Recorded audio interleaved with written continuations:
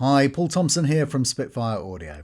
I'm very excited today to present the next in our line of Abbey Road Orchestra woodwind libraries. This is Clarinets A2, with more than 128,000 samples in, over 44 gigabytes, super detailed sampling, and absolutely beautiful sound, far better than I can produce, having played the clarinet since my childhood. Nevertheless, let's dive straight in and have a look at the instrument. So as with the flutes, the performance legato contains three different attacks. There's the very soft, slow attack, the medium normal attack, and then when you press hard on the keyboard, you get the Marcato attack. Now we're in the middle of the dynamic range here. Let's just have a little go with some of the different articulations.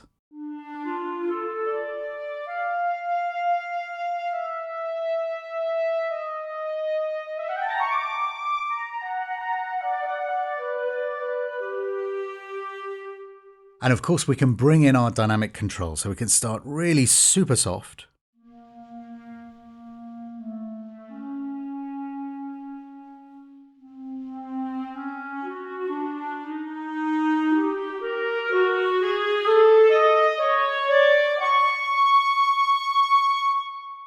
So the full dynamic range, as you can see, it's beautifully silky smooth across all of the different transitions. You're hearing the different attacks there. You're hearing the crossfading between the different dynamics, going from runs into a kind of lyrical. There's this articulation as well.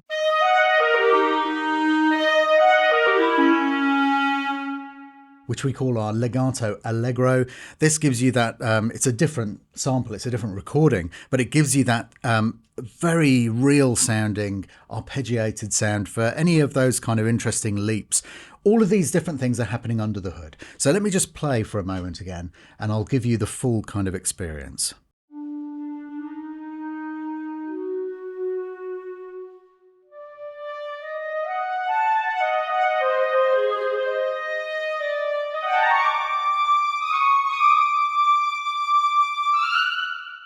It really is absolutely delightful to play. It's so expressive, so beautiful. There is, of course, the lyrical legato as well. So a slightly different programming style to give you a slightly different set of basic starting points for the maybe slower moving melodies. So let's have a little go with that.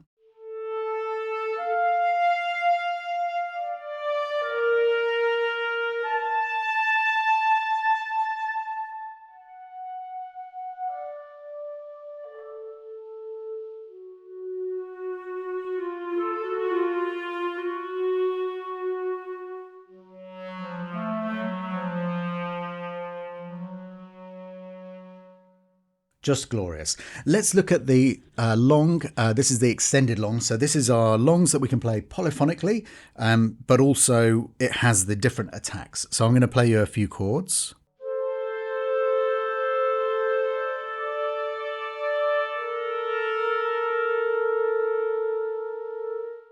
So you can hear there as I'm playing, I'm picking the different attacks by how hard I hit the notes on the keyboard, but also it's very interesting because you can do that as you go. So you can bring in an extra note to the chord very gently or very aggressively. You can also crossfade between the vibrato levels, so go from non-vibrato to vibrato, and of course the dynamics as well. So it gives you lots and lots of different dimensions of control in a very simple patch that you can play all kinds of different things, different chords, single lines. It's just great. Next up, we have the Sforzando attack.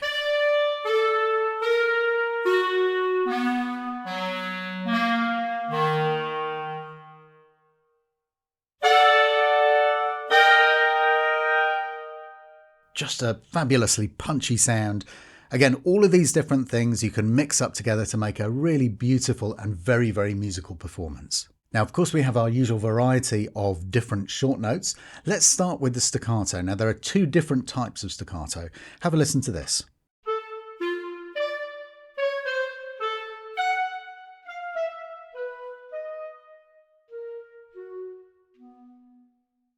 And the alternate.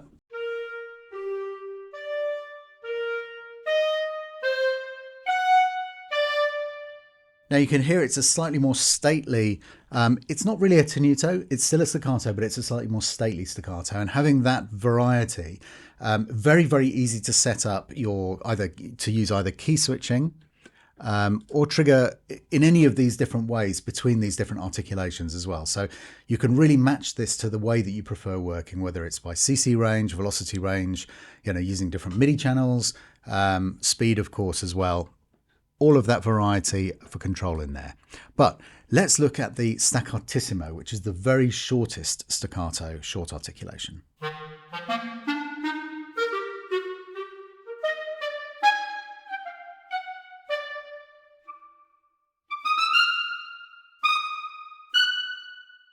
I certainly can't play that quietly up there, that's for sure. It's really, really fantastic and very good for these kind of cheeky...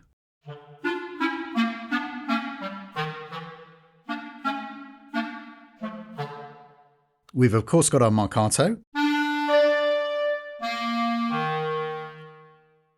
And as you can see, we've got our short releases in here. Now we can also use the release functionality within the software here to change the way that that behaves. So for example, let's look at this note. I'm going to hold it down. So that's the full length of the Marcato. I'm going to now tap it very quickly. And you can hear it shortens it. Now, if I want to keep shortening that again,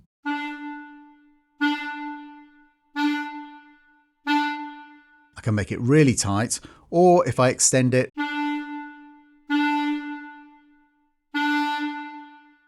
you can see you get a very useful kind of wide variety within that range of the release functionality to give you maximum control over exactly how long you want each of these notes to last for.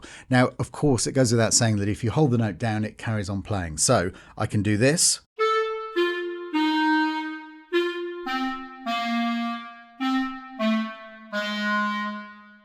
In order to get the maximum control, that's how I usually have it set. I have quite a short release, and then I just control how long I want the note to be by how long I'm holding the key down. And it gives you the punchy attack of the Marcato, but with that extra control of the length of the note. Now, our last normal short is the tenuto.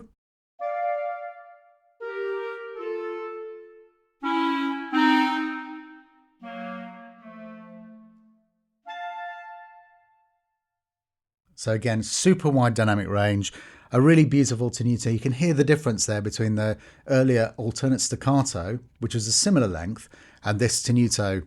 It's just the way that the note is played. It's the dynamic shape along the length of the note, and of course the attack. Now, before we move on to our doubles, I'm going to just go back to the staccatissimo. I'm going to show you some of these signals. So the one that we're listening to at the moment is the standard mix one. All of these mixes and the miking choices created by Simon Rhodes, Grammy Award winning, super talented engineer, also a very, very gifted musician and composer. And this is the mix one, is the kind of standard mix. It's the one that you're probably going to reach for most of the time.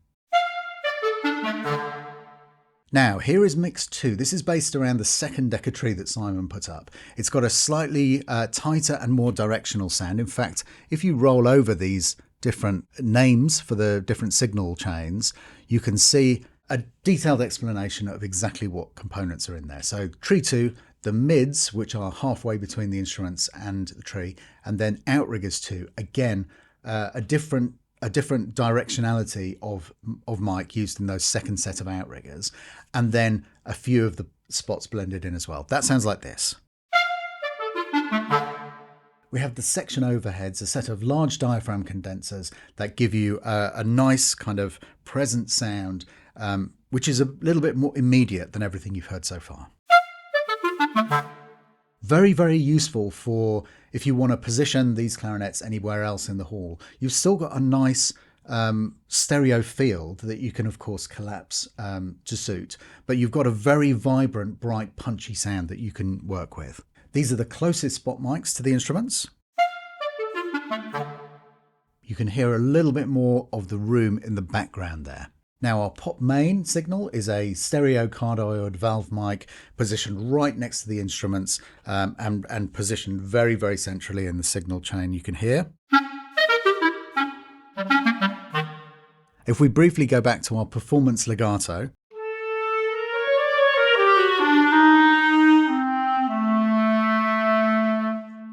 very, very immediate sound.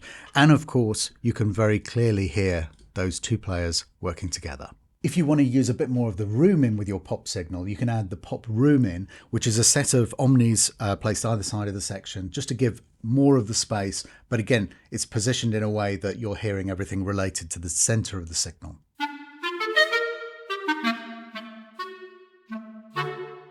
Now our first decatry with the standard omnis. Our second decatry with more directional mics. This is really useful if you're doing lots of fast runs. Our omni outriggers. And our more directional outriggers. The mids are these fantastic Abbey Road red valve mics, placed about halfway between the conductor position and the instruments. Now you'd use these in conjunction with the tree usually, but they sound like this on their own. Very, very useful for pushing a little bit to feature the instrument. And again, if I just switch back very quickly to the legato.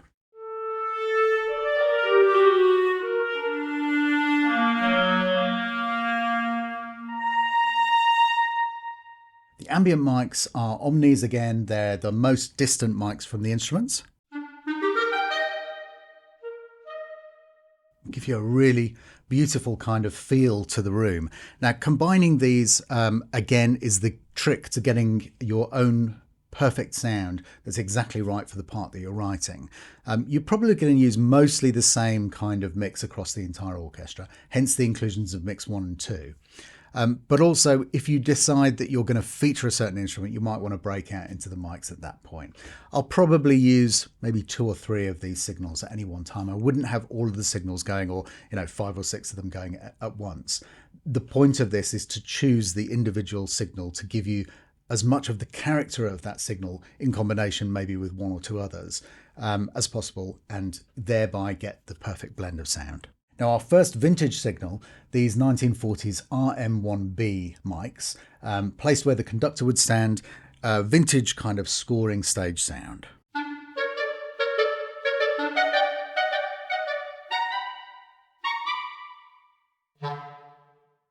And the 44BX ribbons for an alternative vintage sound.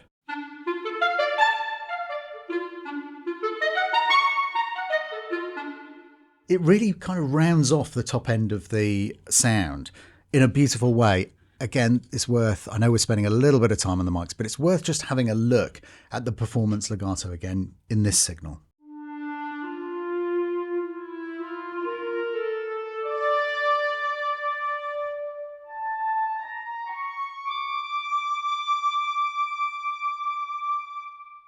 And as you can see, it really does suit the ribbons, creates a very beautiful sound, which of course brings us on to our close ribbons. A pair of close ribbon mics, you've got a stereo sound again, and this again is an alternative to the normal close or the overhead sections, or you can blend a little bit of it into those when you're dialing in a very close sound. You just want to get the balance between the different types of sound that comprise the signal.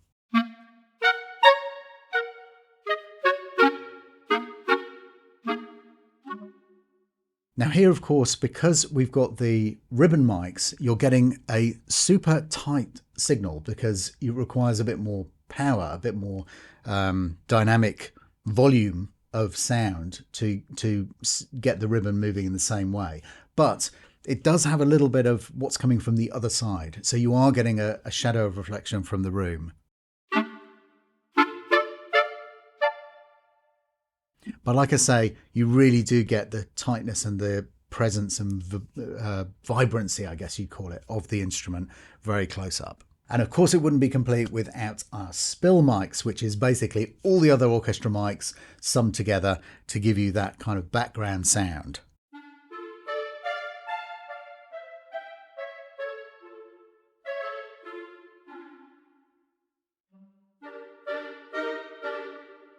Now, coming on to the second part of our articulations look, we're looking at the double tongue, triple tongue and quad tongue. Check these out.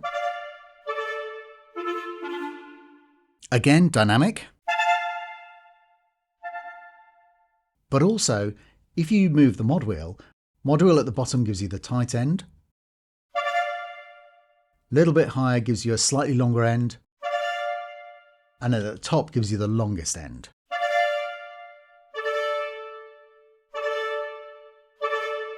So, as you can see, you've got a lot of control over that. So you could go... It gives you that extra bit of musical control. Everything that we've done in these Abbey Road Orchestra patches is to try and give you as much playability as possible. So similarly, we have the triple tongue,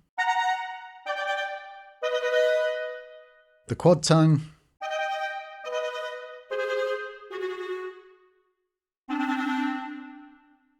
and taking that to the next kind of chaotic level, we get this flutter tongue.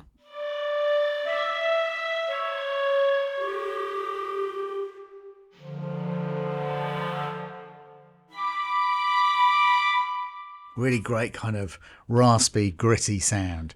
Now we've got these lovely trills. 3 different trills, minor second, major second and minor third.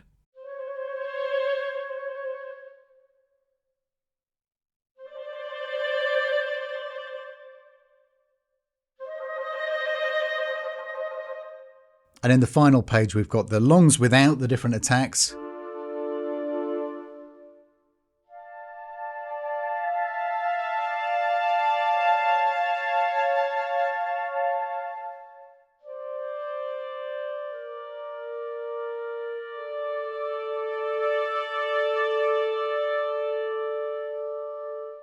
And of course, your individual legatos as well. For when you want to break into a very detailed, if you're playing something, you only want to trigger that one legato type, irrespective of how fast you're playing or what intervals you're playing or anything like that. Personally, I love to leave it on the performance legato.